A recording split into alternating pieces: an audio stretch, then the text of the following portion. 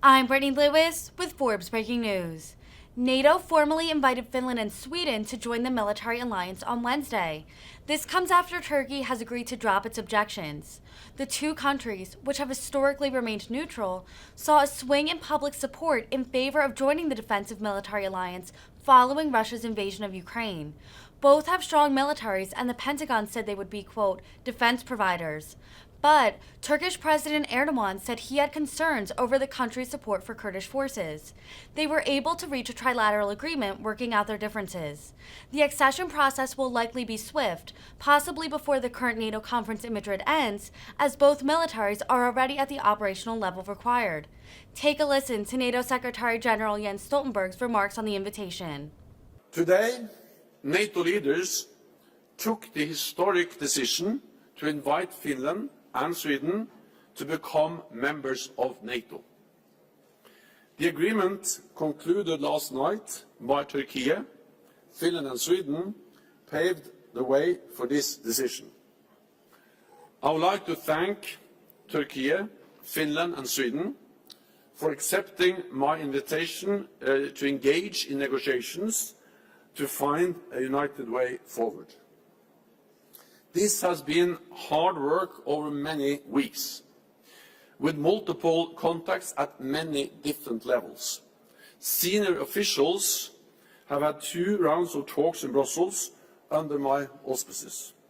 And last night we met President Erdogan, President Niinistö and Prime Minister Andersson, and we were able to reach the final agreement. This is a good agreement for Turkey.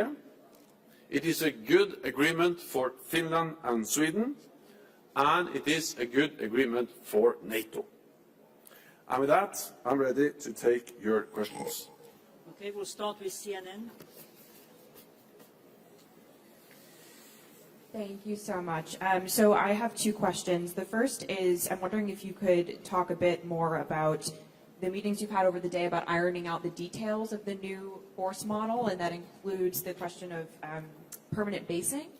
And I'm wondering, Putin has said that Finland and Sweden's membership bids don't pose a direct threat to Russia, but he has also warned them about becoming bases for NATO forces or equipment. So I'm wondering whether NATO has any plans to put permanent bases in those countries now that they've been formally invited into the alliance. First of all, the decision to invite Finland and Sweden to become members demonstrates that NATO's door is open. It demonstrates that President Putin did not succeed in closing NATO's door. NATO's door remains open. And it also demonstrates that we respect the sovereign right of every nation to choose their own path. So we, of course, respected Finland and Sweden when they decided to stay out of NATO for many, many years. But then we also welcome them and respect their decision to join NATO. NATO allies have already stepped up, and NATO has increased its presence in the Baltic-Nordic region. And of course, when they become members, we can do even more together. What we will make sure with our presence is that we are able to defend all allies, including, of course, Finland and Sweden. And this links to the first part of your question. When it comes to this fundamental shift in our deterrence and defense, this is about air, sea, land, cyber. But when we speak about land, that entails or is composed of 3 main elements. Partly more forward presence. We will enhance, reinforce the battle groups we have already deployed up to brigade levels. So that's more presence, especially in the eastern part of the alliance. The second element is more pre-positioned equipment. We know that actually to move people can go quite fast, but to move heavy equipment, battle tanks, ammunition, fuel, all kinds of supplies, that takes time. So if you have that pre-positioned in place, then you can move in very quickly with the personnel. So the second element, on top of the increased presence, will be more pre-positioned equipment. And then on top of that, we will have for the first time since the Cold War, pre-assigned forces in, of course, their home countries, but these forces will then rotate in and out. They will train, they will learn how to operate together with their home forces, for instance, in the Baltic countries, or in Poland, or other places in the alliance. They will be familiar with the terrain, with the pre-positioned equipment. And for instance, one example of this is what Germany just has announced, that they are now pre-assigning, designating a specific brigade in Germany that will train and, of course, work together with the already German battle group in Lithuania, and with more pre-positioned equipment. Then this German brigade has a specific responsibility and I would say advantages, because they have trained there and know the country, to reinforce and support Lithuania if needed. So these are the three elements.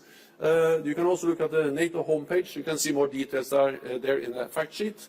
And then, of course, the announcement by different allies today makes it also is actually giving substance to the decisions that allies made today. Interfax Ukraine. Thank you, Anna. Yeah, Interfax Ukraine. Happy birthday, Anna. And thank you from all of my colleagues for everything you are doing for us. Sorry, Secretary General. Question for you. Coming back to President Zelensky's address, what kind of reaction was from leaders in the room? Can you give a little bit more on this? What will be the main message to Ukrainian people?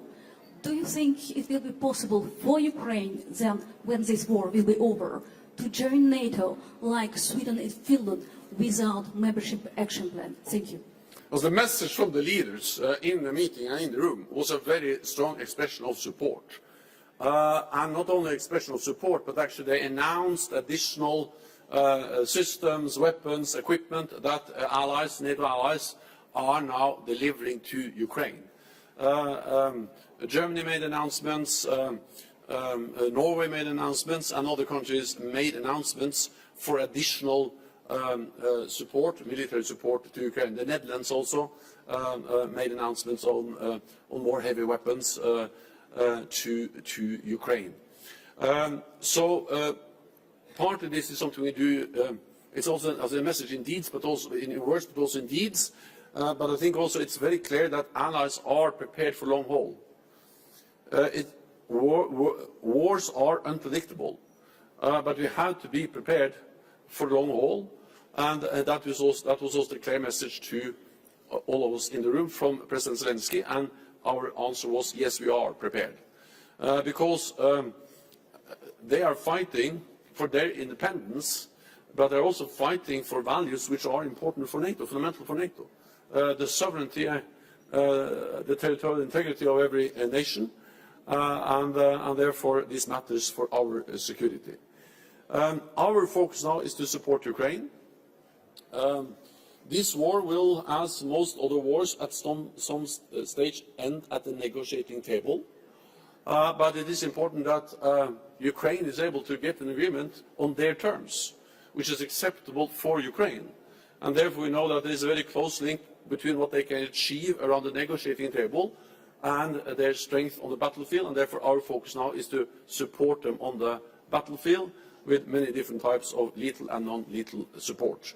That is the focus, and then of course we have demonstrated today that NATO's door remains open, and we also reiterate the decision we made in Bucharest on membership for Ukraine.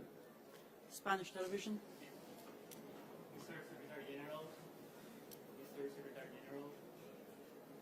Welcome to Madrid. You don't have a crystal ball, but I was wondering how much longer you think it's going to take for Finland and Sweden to join the NATO, since it's a pretty urgent situation. Thank you very much.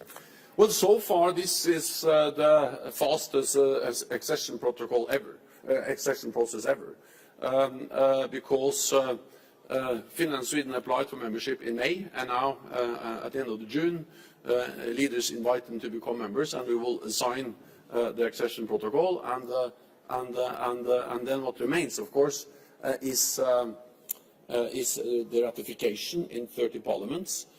I cannot speak on behalf or promise anything on behalf of 30 different parliaments.